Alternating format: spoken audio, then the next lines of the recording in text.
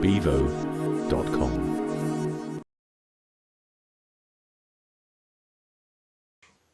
Daniel, you talk about the sort of a cultural clash between the Westerners and the people in the Far East, because the Asians are much more sort of collectivist in their approach to business and family and everything else. Over here, it's much more the role of the individual. So, can you tell us about that and the possible implications on people doing business in the Far East?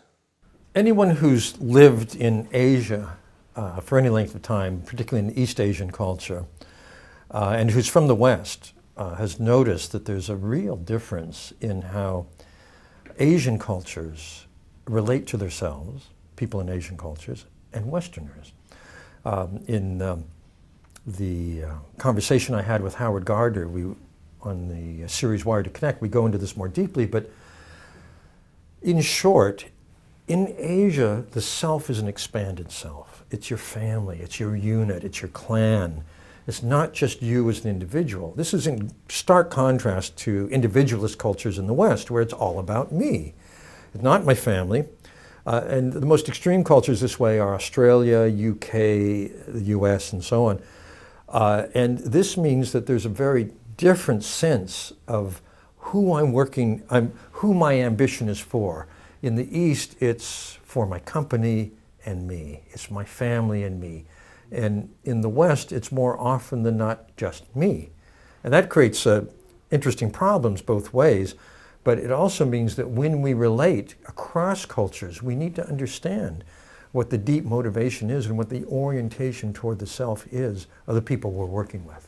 So is that why in China, Guangxi and the connections and partnership relationship management is so critical, as opposed to it's more relationship, less transactional like it is over here in the West? One of the signs of a collectivist culture is that relationships are fundamentally important. You would never, in a collectivist culture, you would never just sit down with someone you'd never met and just go straight into the business agenda. You could do that easily in the States.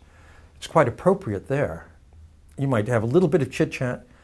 In Asia, you'd have tea, you'd have a drink, you'd get to know each other, talk about your family and your life and so on.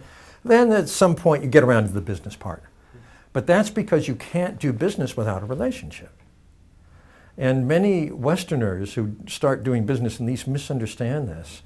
And they really make a very bad impression. And also, when it can work the other way too, in that Westerners who are not used to working cross-culturally can be frustrated by the fact that these people who've come to do business with us don't seem to be interested in business, not understanding that first they want to form a sense of a relationship. Okay. So if I interview a Chinese person soon, it will probably be a 3 or 4 hour interview as opposed to... Yeah, but you could have a good meal. Yeah, exactly. By the way, if you'd like to go out for a meal after this, I'd be delighted.